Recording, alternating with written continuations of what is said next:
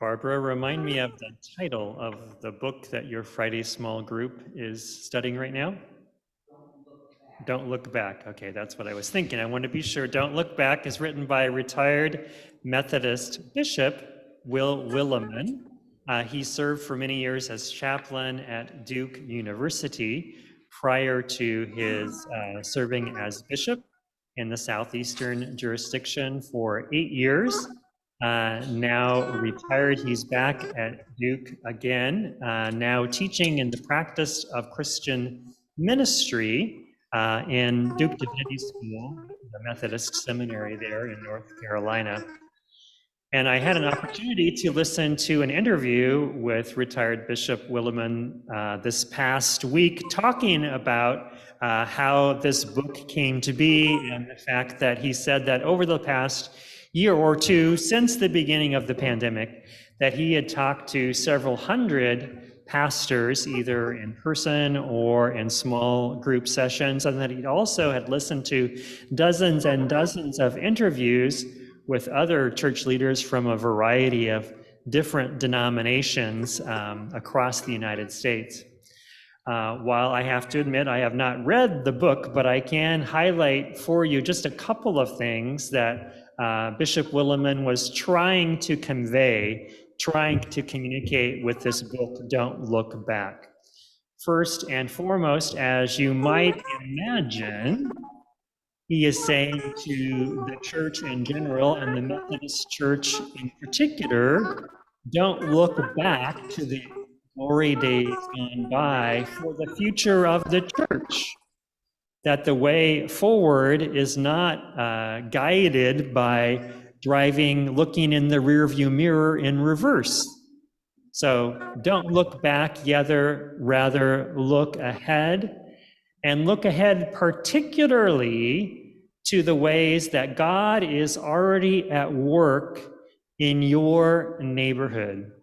As good Wesleyan Methodist, I'm sure you all recall the phrase from John Wesley, the world is our parish.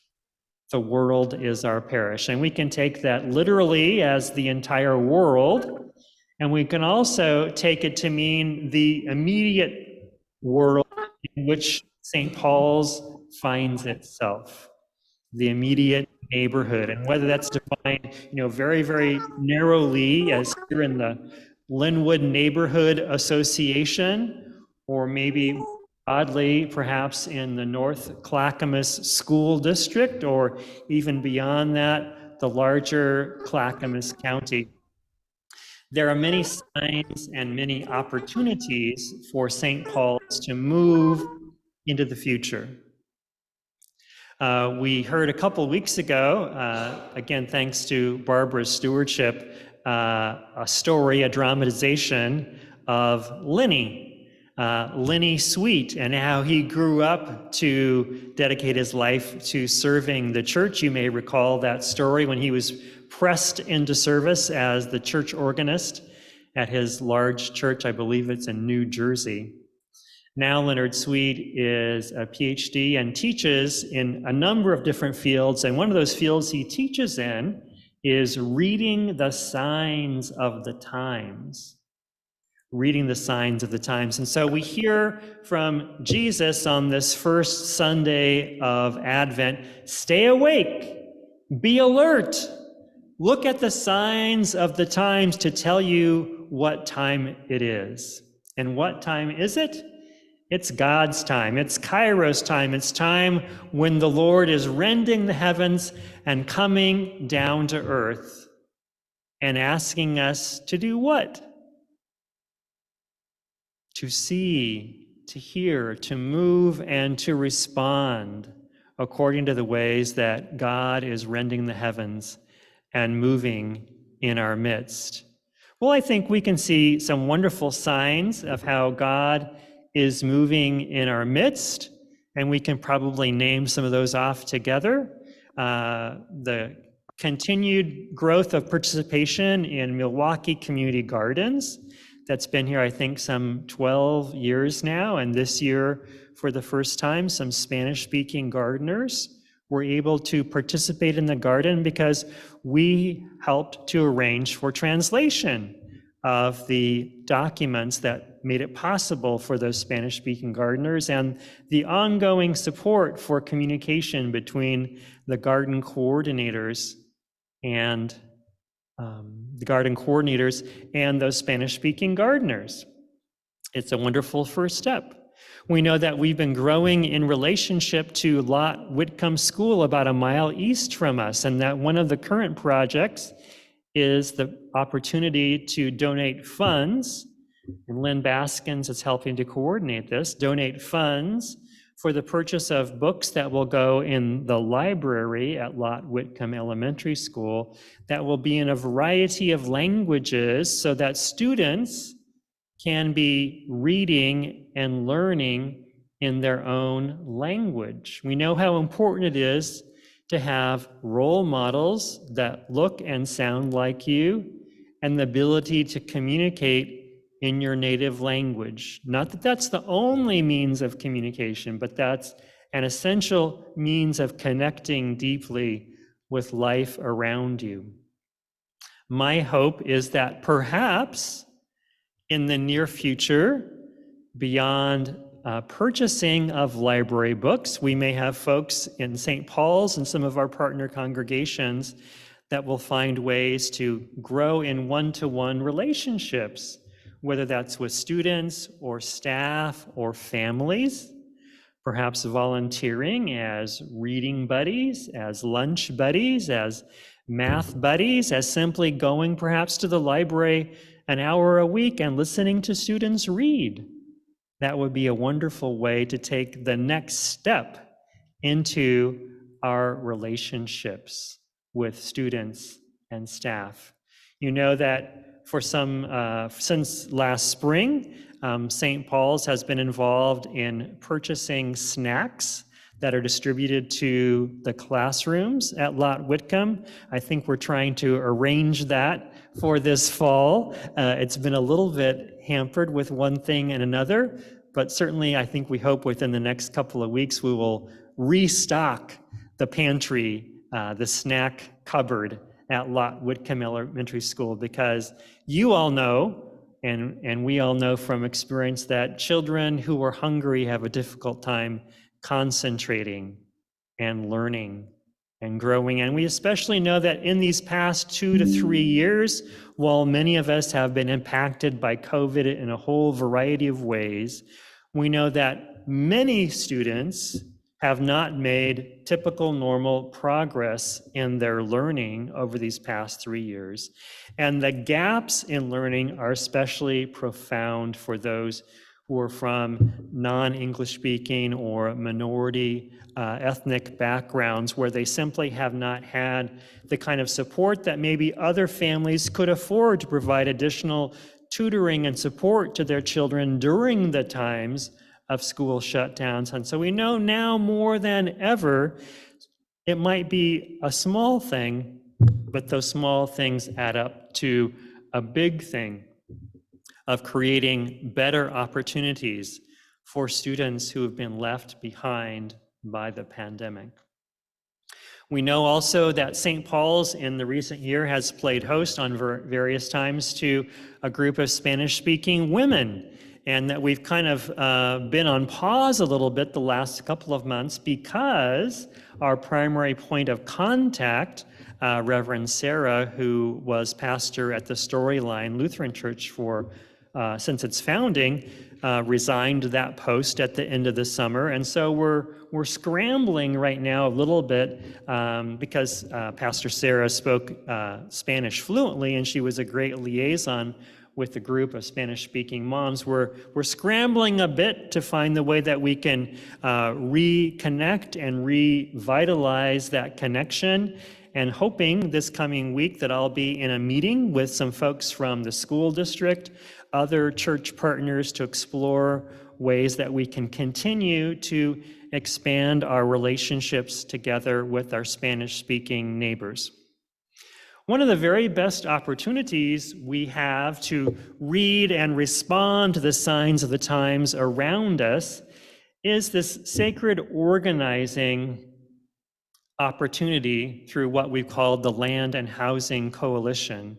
And for many of us, I think we may see that as a fairly narrow possibility of how we can utilize our church facilities to address homelessness. And while that is a very, very important aspect, that is not it's definitely not the only and not even necessarily the primary expression of this sacred organizing movement that is catching up several churches in our area, and really has an amazing group of leaders across the Portland metro area who are involved. And I want to say that the real focus of this work is growing in relationship with our neighbors. In other words, exactly what retired Bishop Will Willimon is saying is the way for the future of churches, and Methodist churches in particular. It's growing in relationship with those who live around us so that they become an integral part of the process of shaping what our churches may look like in the future. And I know that we've had a handful of folk, including Linda, who've been a part of a series of meetings over the past year. And I also know that there have been times when those who have been involved feel increasingly kind of lonely, like they're the only ones who are really engaged in this work. And I know that I have felt that way at times. In fact, some of you reflected back to me saying, well, we see you, Marshall, that you're involved with these things, but how do others of us get involved? What are the possibilities or the opportunities for more of St. Paul's congregation to be involved? Well, there are monthly meetings.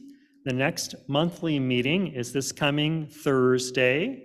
I believe that's December 1st. It is online on Zoom from 6:30 to 8 p.m., so 90 minutes once a month. And I would like to suggest to you, good folks at St. Paul's, that another 1 or 2 or 3 people could make all the difference in the world in St. Paul's catching the spirit of this opportunity. It doesn't need to be a lifelong commitment, but it may be perhaps an opportunity to at least try out one of these community-wide gatherings to see whether or not God is speaking to us through this work of sacred organizing to grow in relationship with those around us. The expressions might take many forms. One of the most recent expressions has been a large group of churches in our local area advocating before the Clackamas County Board of Commissioners to pursue funding for emergency housing for those who are housing insecure in Clackamas County. That's one very practical expression. And as I mentioned recently as well, other congregations around us are also exploring ways that they can connect more deeply with their neighbors. And we can be a part of that movement, or we can stand apart from that movement. And that is really a choice that the congregation needs to make.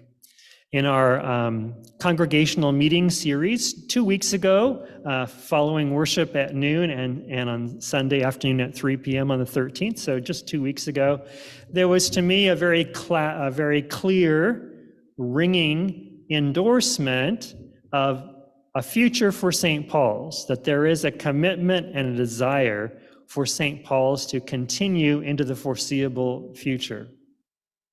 And I want that too. And what I believe is that we must work together to make that possibility a reality. And I think the way we do that is to lean into the opportunities that are literally knocking on our door and even coming through our doors to see how can we join together in community with our neighbors. Now, some of you might have noticed a little visual aid in front of the pulpit this morning. And this idea came to me yesterday when my 14-month-old granddaughter was visiting our house. It was her first solo trip on her own without her parents to our house, so that her parents could do some work preparing for Christmas. Up to yesterday, she had never, ever been willing to go down for a nap at our house. So it was not certain how yesterday would go, but she was cooperative. She went down for a nap for almost 2 hours, which was great for all of us. But when she was not sleeping, she was definitely the center of attention. And as you might expect, we as grandparents try to provide some toys for our granddaughter, Ramona. And it was while Ramona was playing with some of the toys at our house that I had this idea. So I'm going to try to do a little bit of a visual aid here.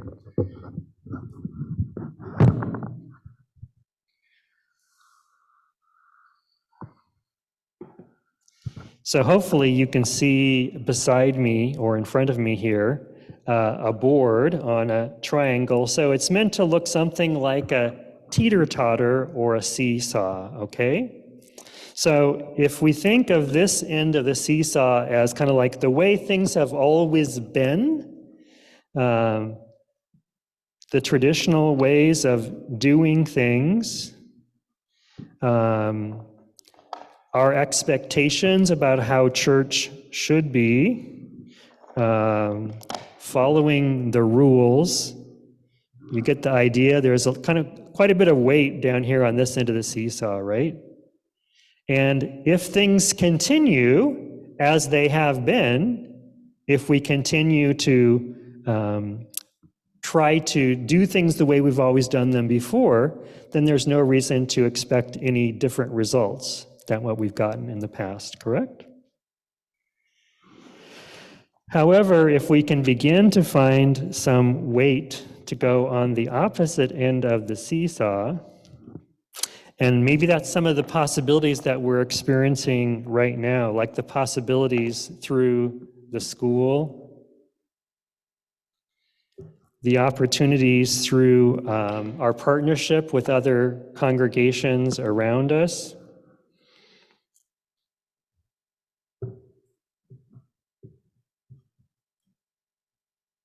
I'm not sure if this experiment's going to work. Looking to grow in relationship with our neighbors through some old ways, like through neighborhood associations and parent-teacher organizations, but even more so through some new ways. Some new ways such as the sacred organizing process and the community gardens. This is where I'm not sure it's going to work. You get the idea. At some point, we achieve a balance, and I think what we have right now is a church at the tipping point, and the more that we can come together to lend our weight to the new possibilities, I think the more we can move towards God's future for us. So pretend I'm the hand of God here. Balance, balance, balance. Almost. There we go. That we can tip the scales towards a new future.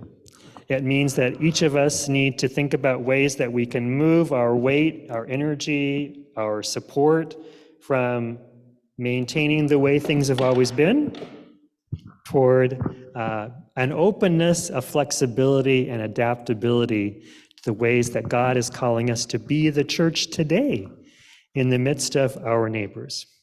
I think we can do both. We need to do both. We need to honor our past, our patterns, our traditions, but also I think the way to grow towards an enduring future is to be open and responsive to all those opportunities that are right now knocking on our door. Amen.